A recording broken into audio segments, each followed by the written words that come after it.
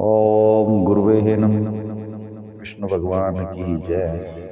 विष्णु समाज जागृति मंच की जो लाइव चर्चा चलती है, बीती रात शब्द नंबर 34 पे विस्तृत चर्चा हुई और उसका जो सारांश है वो कुछ विद्वान जना की और कुछ लोगों ने जो नीचे कमेंट बॉक्स में देते हैं उनके हिसाब से कुछ वो है, वो इस प्रकार है कि गुरु महाराज इस शब्द के अंदर में जिज्ञासु को सुना रहे हैं। पूर्ण कुहारे कृष्णी माया गण बसंता सरवर नीरे तिरी तिरंते जे तिस मरे तो मरियो अन्नो धन्नो दूधू दयू घीयू मयू टेऊ जे लाभंता भूख मरे तो जीवन बिन ही सरियो खेत मुक्त ले कृष्णा अर्थो जे कंत अरे तो हरियो विष्णु जपंता जीव ज्यो थाके तो जीवड़िया बिन सरियो हरि हरि करता हरकत आवे तो ना पछतावो करियो बीकी लो बिकियारी लो जे आदि परम तत्व लाधो। यानी गुरु महाराज यहाँ पर ये जो बात कहती है यही इस शब्द का सबसे बड़ा केंद्र बिंदु है कि गुरु महाराज ज्ञान की बात कर रहे हैं, उस परमपिता परमेश्वर के ज्ञान की प्राप्ति की बात कर रहे हैं। जो उस ज्ञान को समझ लिया तो वो तो इस भव सागर से तिर जाएगा, पार हो जाएगा। जैसे बरसात होती है परमपिता परमेश्वर की कृपा से, भगवान की कृपा से, तो उसमें खेती भी होती है। और जो नदी नाले जैसे घन ज्यादा बरसता है तो सरोवर नीर वो भर जाते हैं ना, उसमें जो तैराक होता है, जो तैरना जानता है, वो तो एक तीर से दूसरी तीर की शोर की ओर चला जाएगा। और जो तैरना नहीं जानता है तो वो अध बीच में ही डूब के मर जाएगा।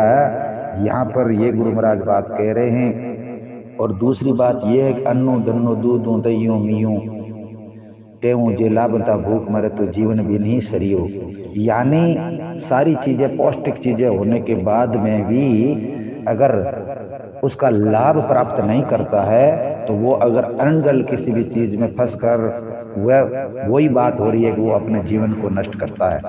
खेत मुक्ता ले कृष्ण अर्थो जे कंद कर हरे तो हरियो। यानी कृष्ण जो होता है, जो खेती करने वाला जो कृषक होता है, वो भी खेती करता है तो वो भी किसी न किसी के विश्वास पे करता है, किसी न किसी के भरोसे पे करता है। तो वो आगे और है कि विष्णु जपंता जीव जो था के तो जीवड़िया भी नहीं सरियो। यानी गुरु महाराज ने विष्णु जाप के बारे में, उसके ज्ञान के बारे में कि गुरु महाराज जिज्ञासु को सुना रहे हैं विष्णु का जाप वो जो है अगर नहीं किया तो इनसे भवसागर से पार नहीं हो सकता है। यानी उसको किसी भी तरीके से शून्य पर रहकर भी विष्णु का जाप करना बहुत अति आवश्यक बताया गया है। हरि हरि करता हरकत आवे तो ना पछतावो करियो। अगर लीन होकर, समर्पित होकर अपनी भावना रूप विष्णु में अगर आपने ध्यान लगा दिया है तो उसमें आपको किसी तरह की कोई हरकत या शरीर के अंदर में किसी भी तरह की कोई बात आती है तो वो उसको भी पछतावा नहीं करना चाहिए। किसी तरीके से दुख पीड़ा किसी भी तरह की कोई चीज आती है तो उसका भी पछतावा नहीं करना चाहिए कि मैंने भक्ति करते हुए या मैंने ध्यान लगाते समय मुझे ये कष्ट क्यों हुआ। भीकी लो भिकियारी लो जे आदि परम तत्व ला दो।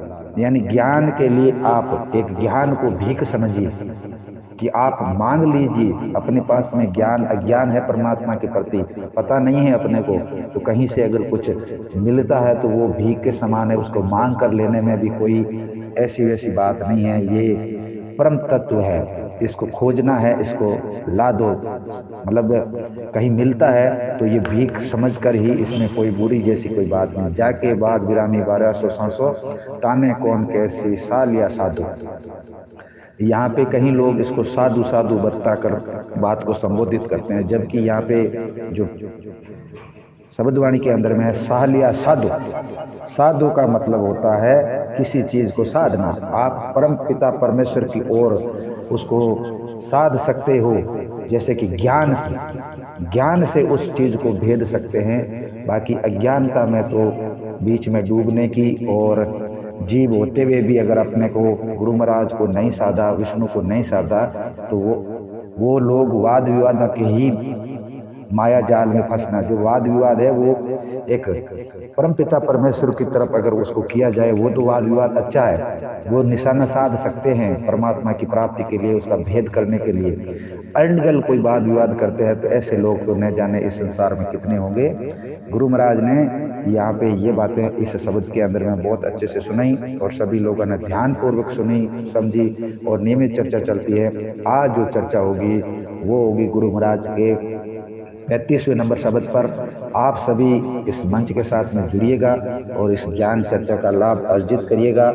मेरा ये सारांश मात्र है, इसमें हो सकता है किसी भी तरीके से शब्दों के अर्थ प्रायवाची कई शब्द होते हैं, लोग कहीं से जोड़कर कहीं भी उसको सरलाट और भावार्थ करते हैं। तो आप जब लाइव जुड़ेंगे तो आपको सारी इस वास्तविकता से पता लग जाएगा कि चर्चा के अंदर में किस तरीके से लाइव चर्चा का जो आनंद है वो आपको प्राप्त होता है।